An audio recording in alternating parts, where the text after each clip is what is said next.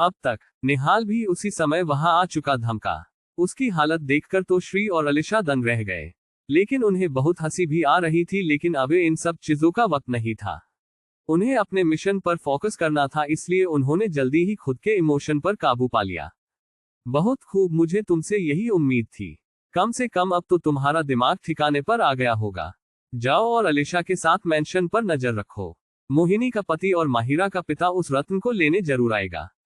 वो आए उससे पहले हमें यहाँ से निकलना पड़ेगा, क्योंकि हम ये नहीं जानते कि सामने वाला आखिर है कौन और उसकी ताकत क्या है। नायरा ने सबको समझाया और उस दीवार की तरफ गई जहां से वो उनके बैकयार्ड में जा सके।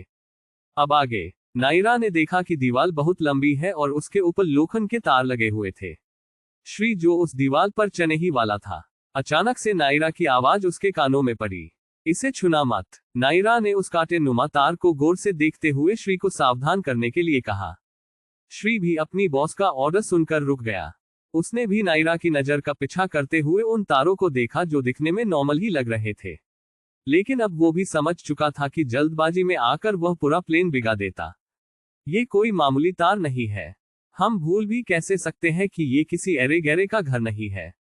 ये एक मिलिट्री एक्स चीफ का घर है जिसकी सिक्योरिटी इतनी आसान तो नहीं होती। इन्हें छूते ही अलार्म बज जाएगा और बिजली का झटका अलग से लगेगा। इससे उसके सभी हिडन गार्ड्स को पता चल जाएगा कि कोई उनकी सिक्योरिटी को छेड़ रहा है। श्री ने नायरा को ध्यान से सुना और अपने बैग से एक डिवाइस निकाल लिया। उसे इस तरह रिएक्ट करता देख नायरा के फेस पर एक गर्व वाली स्माइल आ गई। ऐसा हो भी क्यों नहीं, श्री उसके छोटे भाई की तरह है जिसे उसने खुद ट्रेन किया था। वो उसकी गुरु होने के साथ साथ एक बड़ी बहन भी थी जिसे अपने छोटे भाई का ख्याल रखना होता था। श्री की सूझबूझ से सारे मिशन आसानी से पूरे हो जाते थे, लेकिन उसने कोई भी खास पोस्ट नहीं ली, बस एक चीज मांगी, उसका पर्सनल बॉडीगार्ड बनना। ऐसा नहीं था कि नायरा को प्रोटेक्शन की खास जरूरत थी, लेकिन उसे अपने उस हद से ज्यादा जिद्दी भाई की बात माननी पड़ी और उसे वो करने दिया जो वह चाहता था। नायरा अभी ये सब सोच ही रही थी, तभी श्री बोला, इट्स डन। उसका जवाब सुनकर नायरा होश में आई और अपना सर हाँ में हिला दिया। उसने देखा कि श्री ने उस गैजेट के जरिए सभी के इलेक्ट्रिसिटी को कंट्रोल कर लिया और उसे कुछ वक्त के लिए बिना किसी झोल के बंद कर दिया। बिजली जाते ही अलार्म भी बंद हो गया। इसके लिए श्री को पूरे एरिया की बिजली को कंट्रोल करना पड़ा और लास्ट में निहाल की मदद से उन वायर्स को अलग कर दिया जहां से बिजली आती थी। नायरा और श्री ने बिना किसी मुश्किल के लंबी दीवार पर चका छलांग लगा दी और जल्दी ही उस पेड़ पर पहुंच गए। उन्होंने देखा वो पेड़ अब नॉर्मल था, लेकिन सोचने वाली बात यह थी कि ये अभी तो खुला था, अचानक से कैसे बंद हो गया। नायरा ने उस रिकॉर्डिंग को देखा। उनका ध्यान जब उस अलार्म और बिजली को कंट्रोल करने में था, उसी पल कोई यहाँ आया था। वो उसका चेहरा नहीं देख पा रही थी, लेकिन उसके हाथ का टैटू जो बहुत ही अजीब था वो जरूर दिख रहा था। नायरा ने जब उस टैटू को देखा तो उसे सोचा कि ये कहीं देखा सा लग रहा है। अपने दिमाग पर बहुत जोर देने के बाद भी उसे इस टैटू के रिलेटेड कुछ याद नहीं आया। तभी श्री बोला, बॉस अब हम कैसे अंदर जाएंगे, और जहां तक मैं समझ रहा हूं वो शख्स भी जरूर उस रत्न को लेने आया होगा।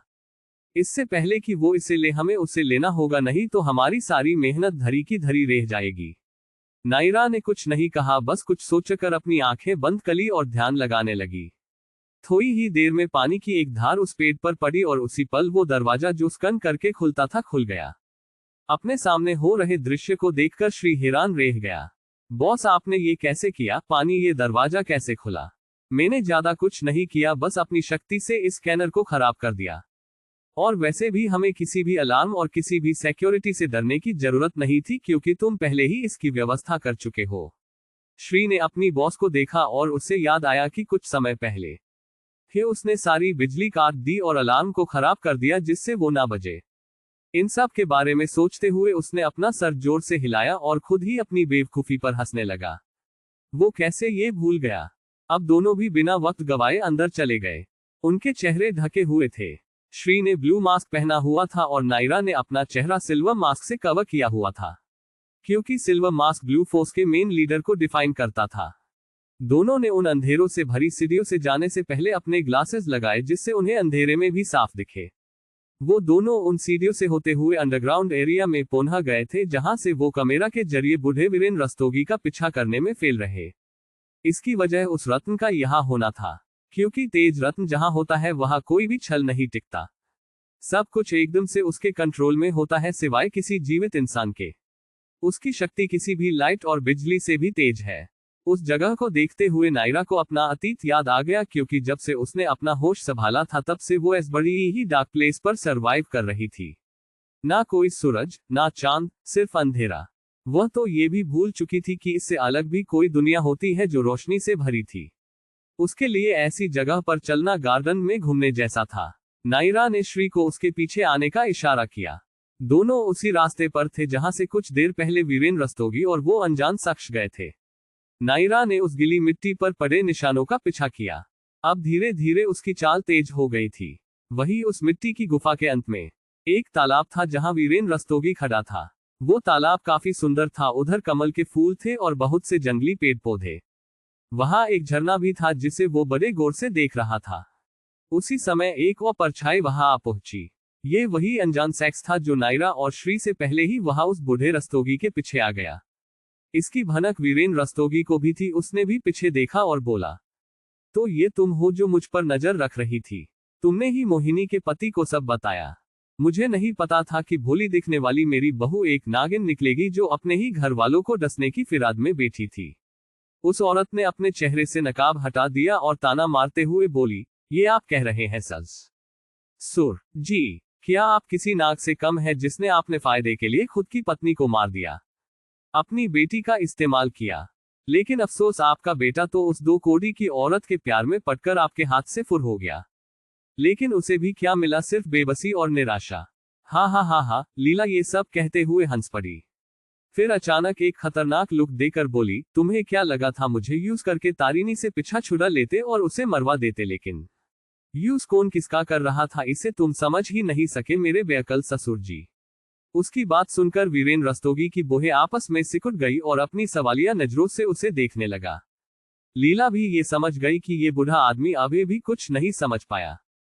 वो उसके पास आई और कानों में फुफुसाते हुए कहा, तारिणी को मारने के लिए तेरा माइंड वॉश मैंने ही किया था। अब कुछ याद आया या फिर उम्र के साथ दिमाग भी चल बसा? लीला रस्तोगी की कही बात सुनकर वीरेन की आंखें फैल गई और आश्चर्य से उसे देखा। लेकिन अब उसके सामने एक एक बात शीशे की तरह साफ हो चुकी थी। वीरेन रस्तोगी की आंखें गुस्से से लाल हो गई। उसने लीला को देखा और अपनी उंगली दिखाते हुए, तुम बतजात लंडकी, इतना बड़ा खेल खेला किस लिए? सिर्फ मेरे रत्न को पाने के लिए? तू आखिर है कौन और कैसे जानती हो इस रत्न के बारे में? क्या जवाब होगा लीला का? जब रॉयल फैमिली को नहीं पता कि ये रत्न इनके पास था तो लीला रस्तोगी कैसे जानती थी, वो भी शुरू से? आखिर क्या दुश्मनी होगी उसकी तारिणी सिंह से जिसके चलते वो उसकी खून की प्यासी हो गई? अपने ससुर का सवाल सुनकर वो बिल्कुल मजाकिया अंदाज में कहती है, ओह, तू जानना चाहता है कि आखिर मैं हूं कौन? तो सुन, मैं लीला राणा हूँ। कुछ याद आया? पहले तो वीरेन समझ नहीं सका, लेकिन उसका सरनेम सुनकर एकदम सन रह गया। तुम राणा परिवार से हो? लीला, अबे बुधे, अभी भी तुझे सबूत चाहिए कि मैं कौन हूँ? और एक बात, वो रत्न जिसे तूने चुराया उस पर तेरा कोई हक नहीं था। लेकिन साले तूने अपनी कमीनापंती दिखा दी और मेरे परिवार को धोखा देकर यहाँ छिप गया। तुझे क्या लगा था हमें कुछ पता नहीं चलेगा? अरे तेरे बारे में तो मेरी माँ को बहुत पहले ही भनक लग चुकी थी, मगर फिर भी हमने सही समय का इंतजार किया और अब देख मैं तेरे सामने हूँ। लेकिन तू मुझे जान ही नहीं पाया। अब वीरेन का हाल कुछ ऐसा था कि काटो तो खून नहीं। उसके माथे पर पसीने की बूंदें जो पहले गर्मी की वजह से थी, लेकिन अब वो डर की वजह से पसीने से तर हो गया था। उन दोनों के बीच हुई सारी बातें किसी और ने भी सुनी थी, जो उसी समय आई थी जब वो दोनों आपस में बेहस कर रहे थे। लेकिन उनमें से कोई भी उसे देख नहीं सकता था। ये कोई और नहीं बल्कि नायरा ही थी। अपनी मॉम का जिक्र उस औरत से सुनकर उसके कान खड़े हो चुके थे। वो उत्सुक थी ये जानने के लिए कि आखिर इस औरत की उसकी मॉम से क्या दुश्मनी थी, क्योंकि वो इतना तो समझ चुकी थी कि रस्तोगी फैमिली में आना तो उसका प्लेन था, ना कि वो अभिमान रस्तोगी से प्यार करती थी। लेकिन अपनी माँ के लिए अपशब्द सुनकर उसकी आंखें जो कुछ समय पहले शांत थी, उनमें एक जानलेवा इरादा झलक रहा था। उसका मन इस लीला को मारने का कर रहा था, लेकिन अभी उसके लिए सच जानना ज्यादा जरूरी था। वीरेन को डरा देखकर लीला के होठों पर एक एविल स्माइल खेल रही थी। वो उसके चारों तरफ घूमते हुए बोली, तेरे अच्छे दिन अब यही तक थे रस्तोगी। अब बिना वक्त गवाए ये बता वो रत्न कहाँ है? ये सवाल सुनकर वीरेन, जो कुछ समय पहले डर रहा था या डरने का नाटक कर रहा था, जोर जोर से ठहाका लगाते हुए हंसने लगा। उसे हंसता देख लीला की हंसी गायब हो गई, लेकिन वहां कुछ दूर एक पेड़ के पीछे खड़ी नायरा के भाव बिल्कुल नहीं बदले। उसका ध्यान सिर्फ वीरेन रस्तोगी की आंखों पर था, जो डर में भी रह रहकर एक और देख रही थी। तभी उसने वो सुना जिसके लिए वो यहाँ आई थी। श्री की आंखें भी एकदम से चमक गई। तो चलिए जानते हैं ऐसा भी क्या सुन लिया। नायरा ने कोल्ड स्वेट स्माइल। तुझे क्या लगा मैं डर गया? बिल्कुल नहीं। और हाँ, जिस रत्न के पीछे तुम हो वो तो किसी को नहीं मिल सकता, क्योंकि उसे छूना सिर्फ उस इंसान के लिए संभव है जिसके अंदर किसी तत्व की शक्ति हो।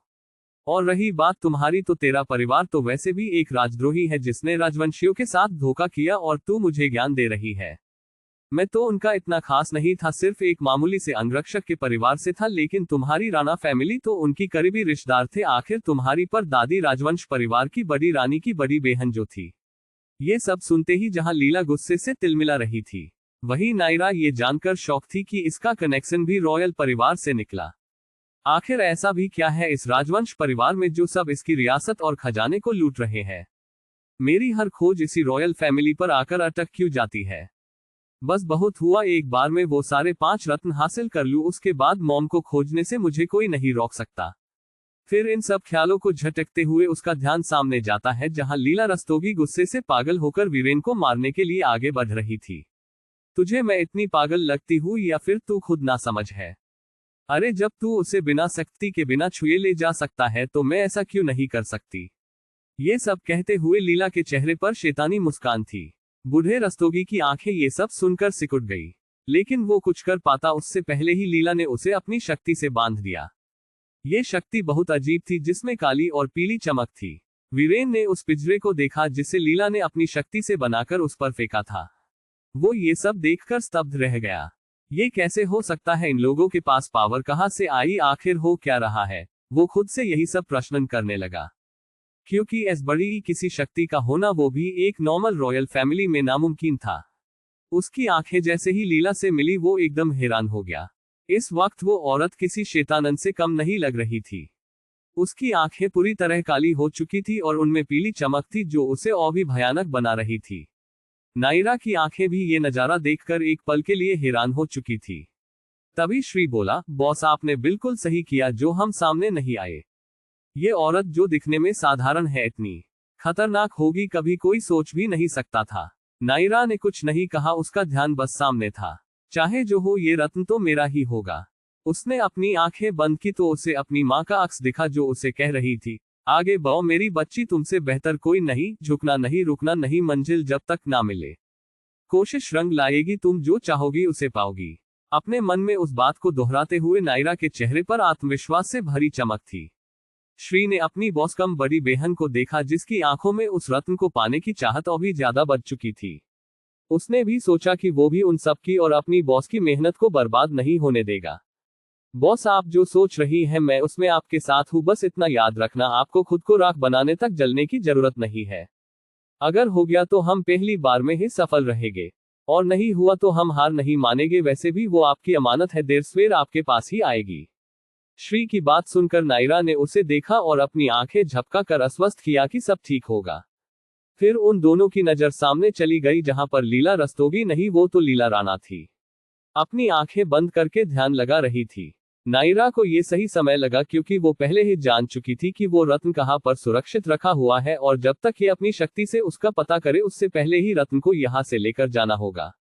नायरा ने सब सोचा और श्री को ऑर्डर देते हुए कहा, तुम यहां से निकलो, मैं तुम्हें उस बाउंड्री के पार ही मिलेगी, क्योंकि जैसे ही मैं उस रत्न को हासिल करूंगी तो वो सावधान हो जाएगी और तुम्हारे पास कोई पावर नहीं है जिससे तुम जल्दी से बच सको, इसलिए मैंने जैसा कहा है करो। श्री बोस लेकिन यकीन कुछ नहीं, हमारे पास सिर्फ 2 मिनट का टाइम है। अगर उसने पता लगा लिया कि वो रत्न कहाँ है तो मेरी मौजूदा शक्तियों से मैं उसका सामना ज्यादा समय तक नहीं कर सकूंगी। श्री ने उसे ध्यान से सुना और अपना सर हिला दिया। उसने ठीक वही किया जो नायरा ने कहा। वो जल्दी से वहां से निकल गया। उसके जाते ही नायरा ने अपनी लाल रत्न की शक्ति को महसूस करते हुए उसे जगाया और अगले ही सेकंड वो गायब हो गई थी। लाल रत्न खतरे से सावधान करने के साथ साथ अदृश्य होने और आर पार जाने की शक्ति भी देता है, लेकिन जैसा कि नायरा के पास सिर्फ उसका आधा हिस्सा है, इसलिए उसे सिर्फ इमरजेंसी पर इसे यूज करना था। और वो पल इतने सालों बाद आ ही गया था, लेकिन इसके कई साइड इफेक्ट भी थे।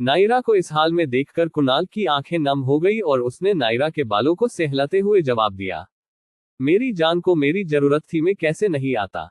नायरा भी दर्द से तड़पते हुए अपने शरीर को कुणाल के ऊपर ढीला छोड़ देती है। कुणाल भी उसे अच्छे से संभालते हुए पूछता है, ये सब कैसे हुआ। फिर कुछ याद करते हुए बोला, 1 मिनट, तुमने किस शक्ति को अपने अंदर समाया है। कुणाल की कही बात को सुनकर नायरा उससे थोड़ा दूर होकर बिना किसी बहाने के कुणाल के पूछे गए सवाल का जवाब देते हुए कहती है, मैंने लाल रत्न को आज पहली बार जागृत किया था और तेज रत्न को जबरदस्ती खुद में समा लिया। नायरा का जवाब सुनकर कुणाल एकदम हैरान रह जाता है और नायरा के दोनों कंधों को पकड़कर आगे पूछता है, तुम्हारे पास लाल रत्न कैसे है। नायरा, मेरे पास है, इसे मॉम ने मुझे सौंपा था जब वो गायब हुई, लेकिन मेरे पास उसका सिर्फ आधा हिस्सा ही है और अभी भी मैं इसके आधे हिस्से को तलाश रही हूँ। और रही तेज रत्न की बात, तो उसके बारे में मुझे मॉम की डायरी से हिंट मिला था। और आगे तुम कुछ और सवाल करो तो मैं तुम्हें पहले ही बोल रही हूँ, मैंने तेज रत्न कैसे हासिल किया ये मैं अभी नहीं बता सकती, लेकिन जब सही वक्त होगा तब मैं खुद तुम्हें सब कुछ बताऊंगी। कुणाल ने आश्चर्य से नायरा को देखा और सोचा, इसे कैसे पता चला कि मैं ये सवाल जरूर करूंगा, जबकि मैंने तो नायरा से कभी भी कोई डिटेल नहीं ली। वो क्या करती है, कहाँ जाती, मैंने कभी उसकी लाइफ में दखल नहीं दी। हालांकि मेरे लिए ये जानना बहुत जरूरी था कि नायरा कैसे इसे हासिल कर पाए, लेकिन फिलहाल मुझे ही अब नायरा का दर्द मिटाना होगा, लेकिन उसके लिए तो वो सब जरूरी है। कुणाल ने अपना सर झटका और नायरा को बेड पर लिटाकर बोला, अपने कपड़े उतारो। कुणाल की बात सुनकर नायरा की आंखें जो दर्द में थी वो एकदम से फैल गई और बिना किसी भाव के कुणाल को ताने लगी। कुणाल ने जब नायरा को खुद को एकटक देखते पाया तो उसे भी अपने कहे हुए शब्द थोड़े अजीब लगे, लेकिन ये जरूरी था, इसलिए उसने नायरा के चेहरे को प्यार से थामते हुए पूछा, क्या तुम मुझ पर विश्वास करती हो। नायरा ने बिना किसी हिचक के उसकी आंखों में उसी तरह देखते हुए कहा, कोई शक। उन दोनों ने आंखों ही आंखों में बात की और नायरा ने अपनी पलकें झपकाकर उसे इजाजत दे दी। नायरा के हाँ करते ही कुणाल ने अपने हाथों से नायरा की कमर को छुआ और एक ही झटके में उस टॉप को नायरा के बदन से अलग कर दिया। अब नायरा की अपर बॉडी पर सिर्फ ब्लैंक स्पोर्ट्स ब्रा थी, जिससे वो हद से ज्यादा सेक्सी और खूबसूरत लग रही थी। कुणाल को अब खुद पर शक हो रहा था कि कहीं वो अपना कंट्रोल ना खो दे नायरा को इस तरह देखकर, लेकिन उसने अपने इमोशंस को दबाया और नायरा की आंखों में देखा जो इस समय शर्म से झुकी हुई थी। उसे इस तरह देखकर कुणाल के होठों पर अपने आप एक प्यारी सी मुस्कान आ गई और आगे बका सारे खिड़की, दरवाजे और पर्दे लगा दिए, जिससे रूम में अंधेरा छा गया। अब वहां सिर्फ हल्की रोशनी थी। ये सब करने के बाद कुणाल ने बेड के पास आते हुए ही अपनी शर्ट निकाल ली थी। अब वो सिर्फ अपने पेंट में था। कुणाल बेड के पास गया और नायरा के ऊपर आ गया। जब नायरा ने कुणाल को देखा तो कहीं खोसी गई। वो इतनी ज्यादा खो चुकी थी कि उसे पता ही नहीं चला कब कुणाल ने उसकी ब्रा निकाल कर फेंक दी और अब उसकी भी अपर बॉडी नेकेड थी। कुणाल की नजर जो नायरा की आंखों पर थी, लेकिन जब उसके हाथ किसी सॉफ्ट सी चीज से टच हुए तो ना चाहते हुए भी उसकी निगाहें नायरा के सीने पर चली गई और एकटक उसे निहारने लगा। कुणाल को नायरा को ऐसे देखते हुए अपना गला सूखता हुआ और शरीर में एक तेज गर्मी महसूस हो रही थी। यही हाल नायरा का था। इन सब में नायरा अपने दर्द को पूरी तरह भूल चुकी थी, क्योंकि उसके शरीर का दर्द अब दिमाग तक नहीं पहुंच रहा था। कुणाल ने अपने वाइल्ड थॉट्स को अपने सर से झटका और अपने दिल को नायरा के दिल के अपोजिट में टच किया, जो कि उनकी पोजीशन में एकदम सही था। जब उन दोनों की चेस्ट एक दूसरे में समाये तो दोनों की धड़कन एक पल के लिए रुक गई। नायरा की सांसें तेज हो गई, जिससे उसका सीना ऊपर नीचे होने लगा। कुणाल भी इसे महसूस कर सकता था, उसका भी हाल कुछ ठीक नहीं था। ऊपर से नायरा की मूवमेंट उसे बहका रही थी। जब नायरा नहीं रुकी तो अंत में उसने अपने होठ नायरा के कान के पास ले जाकर बड़ी ही सिडेक्टिव वॉइस में कहा, जान, मुझे मत छेड़ो वरना ये दर्द तो ठीक हो जाएगा, लेकिन प्यार के मीठे मीठे दर्द के लिए तैयार रहना। उद्धरण चिन्ह। कुणाल की बात सुनकर नायरा मदहोशी में बोली, तुम्हारे दिए उस प्यार भरे दर्द को मैं हंसते हुए सह सकती हूँ। ये सब कहते हुए उसका चेहरा शर्म से लाल हो चुका था। नायरा का जवाब सुनकर एक बार फिर कुणाल हैरान रह गया, लेकिन अगले ही पल वो भी बल्ज करने लगा। उसके बाद कुणाल ने अपनी शक्ति को जगाया और नायरा के दिल के पास थोड़ा सा दबाया। थोड़ी देर ध्यान करने से कुणाल की पूरी बॉडी ठंडी हो गई, जिससे नायरा को अपनी जलन में राहत मिली। उसके बाद कुणाल ने अपने अंदर मौजूद लाल रत्न के दूसरे हिस्से की पावर से नायरा के घावों को अपने होठों से छूकर ठीक करने लगा। कुणाल नायरा के गर्दन से लेकर उन सभी जले हुए घावों को बेतहाशा चुंबन का चिन्ह चूमे जा रहा था। जिससे एक एक करके नायरा का सारा दर्द धीरे धीरे कुणाल के प्यार में बदल रहा था। कुणाल की किसेस अब उसे बेचैन कर रही थी। नायरा भी अपने हाथ कुणाल के पूरे शरीर पर फिराने लगती है। उसकी इस हरकत से कुणाल के शरीर में एक बिजली कौंध जाती है। कुणाल, जिसका ध्यान सिर्फ नायरा के शरीर की चोट ठीक करने पर था, अब वो बेहकने लगा था। कुणाल ने अपने होठ नायरा की सॉफ्ट चेस्ट पर रख दिए और तेजी से उन्हें चुंबन का चिन्ह चुमने लगा। वही दूसरे हाथ से नायरा की लेफ्ट चेस्ट को सहला रहा था, जिससे नायरा की आहें उस रूम में गूंज रही थी। यही सिलसिला आधे घंटे तक चला, लेकिन जल्द ही कुणाल नायरा से झटके से अलग हो गया और दूसरी तरह मुंह करके लेट गया। नायरा की आंखें बंद थी। जब उसे खुद के ऊपर कोई भार महसूस नहीं हुआ तो उसकी नजर अपने साइड में लेटे कुणाल पर गई, जो तेज तेज सांसें लेते हुए खुद को काबू में रखने की कोशिश कर रहा था। लेकिन कुणाल का उससे मुंह मोड़ना नायरा को दिल में चुभ गया। उसे लगा कि अभी भी कुछ ऐसा है कि वो पूरी तरह से एक नहीं है, लेकिन क्या ये वो समझ नहीं पा रही थी। उसने खुद को उन विचारों से बाहर निकाला और कुणाल को पीछे से हंक कर लिया। नायरा के हंक करते ही कुणाल को अपनी पीठ पर उसकी सॉफ्ट दूध सी गोरी चेस्ट भी फील होती है, जिसे देखकर वो अपना पूरा कंट्रोल लगभग खो ही चुका था। लेकिन इस बार उसने खुद पर काबू पा लिया था, लेकिन कब तक वो इसे कर सकेगा, ये तो वो भी नहीं जानता। हब्बी, आपने मुझे प्यार किया पर ऐसे मुंह क्यों मोड़ लिया? क्या आपको मुझे किस करना अच्छा नहीं लगा? नायरा ने बहुत ही मासूमी से अपने सर को कुणाल की पीठ से रब करते हुए पूछा। ऐसी बात नहीं है जान, आप नहीं जानती या फिर अनजान बन रही है। ये सिर्फ आप ही हो सकती जिसके देखने भर से मैं अपना कंट्रोल लूज कर सकता हूँ। मगर आज तो हम आधे हम बित्तर ही हो गए, तो अगर मैं इसे जारी रखता तो कहीं ये आपको चोट ना पहुंचा देता। बस यही वजह थी। इतना कहकर वो पलट गया और नायरा को अपने सीने से लगा लिया। अब बाकी के सवाल कल करना, अभी सोने की जरूरत है। तो गुड गर्ल बनो और अपनी आंखें बंद कर लो। नायरा ने भी कुणाल की बात एक अच्छी बच्ची की तरह सुनी और कुणाल को पकड़कर वैसे ही सोने लगी। जब तक नायरा गहरी नींद में चली गई, कुणाल उसे तब तक देखता रहा। उसके सोते ही नायरा अगली सुबह 5 AM कुणाल की नींद पहले खुलती है। जब उसे अपने ऊपर कोई सॉफ्ट चीज फील होती है तो उसकी नजर अपने ऊपर लेटी लंडकी पर चली जाती है, जो उसके दिल की मल्लिका बन चुकी थी। काफी देर तक कुणाल नायरा की खूबसूरती में खोया रहा, फिर अचानक से उसके ऊपर लेटी नायरा कशमशाने लगी और अपनी आंखें खोल दी। जब उसकी नजर खुद को बड़े प्यार से निहारती दो गहरी काली आंखों से मिली, तब जादू तो होना ही था, दिल को खोना ही था। दिल दोनों अपनी आंखों में प्यार लिए कुछ वक्त तक एक दूसरे को निहारते हैं। फिर कुणाल नायरा के माथे को चूमकर गुड मॉर्निंग जान, नायरा भी मुस्कुराते हुए गुड मॉर्निंग हब्बी, ये कहते ही वो कुणाल के गाल पर किस करके खुद को कवर कर बाथरूम में भाग जाती है। और अंदर से ही तेज आवाज में, पापा देखे उससे पहले जैसे आए थे वैसे ही चले जाए। अपनी जान का ऑर्डर सुनकर कुणाल भी नायरा की हरकत पर हंसते हुए शर्ट पहनता है और बाहर जाते हुए जवाब देता, ओके जा रहा हूँ, टेक केयर, और हाँ तुम्हारे लिए कुछ छोड़ जा रहा हूँ, शायद कुछ सवाल के जवाब मिल जाए। ये सब कहते हुए वो भी बालकनी से होते हुए अपने विला की तरफ चला गया। अंदर नायरा के दिमाग में कल रात जो कुछ हुआ वही सब घूम रहा था। उसे याद आया कि कैसे उसने रत्न को अपना चांद दिया, लेकिन उसने उससे कुणाल को मांगा, जिस वजह से उसे अपनी सभी शक्ति को मिलाकर जबरदस्ती उस रत्न को अपना गुलाम बनाना पड़ा। तेज रत्न अच्छा और बुरा नहीं समझता, वो बस कुर्बानी किसकी कितनी बड़ी है यही उसके लिए अहमियत रखता है। लेकिन यहाँ भारत देश में इंसानियत से बका कुछ नहीं होता, इसलिए नायरा ने ये वादा किया कि वो किसी एक इंसान को बचाएगी जिसे उसकी बहुत जरूरत हो। इसी के साथ उसने तेज रत्न को अपनी ताकत और वादे से बांधकर हासिल कर लिया। Mountain villa. जब कुणाल अंदर आया तो उसे पहली बार की तरह ही ऋषि अपने कमरे में मिला, जो उसे ही अपनी बड़ी बड़ी आंखों से घूर रहा था। कुणाल, अबे साले घुना बंद कर वरना आंखें निकाल लूंगा। वैसे तू यहाँ क्यों है?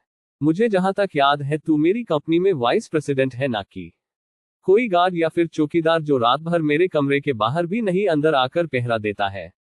उद्धरण चिन्ह। हाँ ये सही है, मैं तेरा साला तो हूँ, लेकिन जरा इज्जत भी कर ले। एक तो मेरी बहन के साथ सुकून से सो रहा था, ऊपर से मेरे जैसे स्वीट से साले को परेशान कर रहा है। रुक, तू बस इंतजार कर, एक बार नायरा सब जान जाए उसके बाद मैं ऋषि सिंघानिया तुझसे गिन गिन के बदले लूंगा। ये सब ऋषि तरह तरह के मुंह बनाकर कह रहा था। उसे इस तरह बच्चों जैसा बिहेव करता देख कुणाल अपना सर पीट लेता है और अपना फोन जो डिस्चार्ज था उसे चार्ज करने रखकर अपने कपड़े लेकर बिना ऋषि पर कोई ध्यान दिए वहां फुसफुसाता है। पता नहीं तारिणी मॉम ने क्या खाया था इसके टाइम जो ये इतना ज्यादा परेशानी पैदा करने वाला बन गया। मेरी नायरा तो कितनी यूनिक और स्मार्ट है और ये कितना बचकाना। कौन कहेगा ये दोनों सगे भाई बहन है सिवाय उनकी शकल के। मैं भी क्यों फालतू में सोचकर दिमाग खराब कर रहा हूँ, वैसे भी इसका कुछ नहीं हो सकता। ये सब सोचते हुए कुणाल वॉशरूम में चला गया। ऋषि उसकी बातें नहीं सुन पाता और पैर पटकता हुआ रूम से निकल जाता है। दोनों ही ऑफिस के लिए रेडी होकर अपनी अपनी कार में बैठ निकल जाते हैं। वहीं नायरा भी रेडी हो चुकी थी। आज उसे कॉलेज जाना था क्योंकि पहले ही वो अपने मिशन की वजह से 2 दिन छुट्टी कर चुकी है। तभी उसके फोन पर एक मैसेज आता है, कल से गुरुकुल आने के लिए तैयार हो जाओ। ये मैसेज गुरुजी यानी कि रंजीत जी का था। नायरा को भी याद आया कि इन सब में वो इतनी व्यस्त हो गई थी, यहाँ तक वो ये भी भूल गई कि आज उसे रशिया से आए पूरे 30 दिन हो चुके थे। उसे ये भी समझ आ चुका था कि अब यंग मिस ऑफ मेडिसिन के टाइटल के जरिए उसे अपनी काबिलियत साबित करने की कोई जरूरत नहीं थी, इसलिए बिना किसी परीक्षण के वो अपनी ट्रेनिंग पूरी कर सकेगी। वो ये अच्छी तरह जानती थी कि आगे उसे 3 और रत्न लेने हैं, जिसके लिए उसे इन शक्तियों को काबू करने से लेकर छुपाने और इनका सही उपयोग भी सीखना होगा। इस बार तो कुणाल था। अपनी सोच को बीच में रोककर नायरा ने अपने पूरे कमरे को अच्छे से देखा, तब जाकर उसकी नजर साइड टेबल पर रखी अपनी एक फोटो पर गया जिसके नीचे एक लेटर था। नायरा ने उस लेटर को उठाया और खोलकर पढ़ने लगी। मैं नहीं जानता कि तुम इन रत्नों को क्यों खोज रही हो, और ना ही पूछूंगा तब तक जब तुम खुद कुछ ना बताओ। मैं बस इतना कहना चाहता हूं कि जो लाल रत्न तुम्हारे पास है उसका आधा अंश मुझ में है। जब भी तुम्हें ये चाहिए बस मुझसे कहो, मैं तुम्हारे लिए सब कुछ करूंगा। बस एक बात ध्यान रखना, चाहे कितना भी जरूरी हो ये सब हासिल करना, लेकिन प्लीज मेरे लिए खुद का ख्याल रखना। आखिर मेरा एकलौता कोहिनूर तो आप ही है मेरी जान। लव योर दिल फॉरएवर, सिर्फ और सिर्फ तुम्हारा कुणाल स्माइल। ये सब पते हुए नायरा पहले आश्चर्य में थी कि जिस रत्न को वो इतने सालों से रशिया और बाकी देशों में ढूंढ रही थी आज वो उसके सामने खुद आ गया। ऊपर से कुणाल का इतना प्यार भरा मैसेज उसके दिल को अंदर ही अंदर गुदगुदाने लगा था। वो बहुत खुश थी। स्माइल, हाँ हाँ तुम सिर्फ मेरे हो, सिर्फ मेरे ही हो सकते हो, क्योंकि हम एक दूसरे एक लिए ही बने थे हमेशा से। ये सब अपने आप से कहते हुए नायरा के चेहरे पर एक अलग ही तेज था।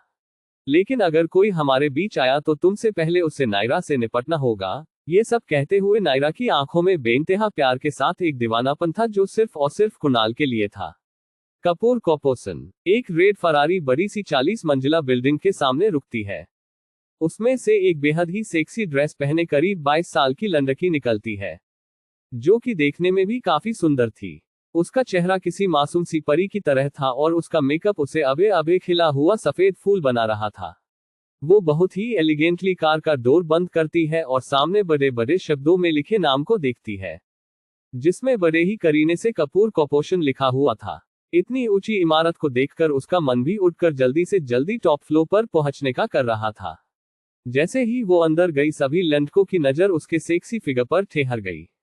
लड़के बस आहें भर सकते थे क्योंकि ये लड़की सच में बहुत मोहक थी, जैसी हर लड़के को पसंद होती है, हॉट, सेक्सी एंड इनोसेंट, मासूम। वो लड़की सीधे रिसेप्शन पर बैठी लड़की के पास जाती है और अपनी ऑर्डर देने वाली ट्यून में बोलती है, मुझे तुम्हारे बॉस से मिलना है, क्या तुम बता सकती हो उनका केबिन कहाँ है?